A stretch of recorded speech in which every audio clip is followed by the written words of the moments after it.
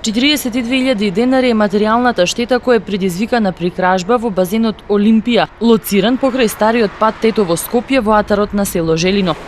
Во периодот од 24 до 26, крадците насилно ја отвориле вратата од магазинот и влегле внатре. 70 годишен тетовец вчера вечер пријавил дека биле украдени сите 4 гуми на неговиот автомобил Голф 5 кој бил паркиран на улицата Иво Лола Рибар во Тетово. Материјалната штета според проценките на сопственикот изнесува над 36.000 денари. Според информациите на секторот за внатрешни работи од Тетово, вчера попладне околу 17 часот, патничко возило Hyundai Accent со тетовски таблици, управувано од 39 годишникот непроштено, удрил 64 годишна жителка од Тетово.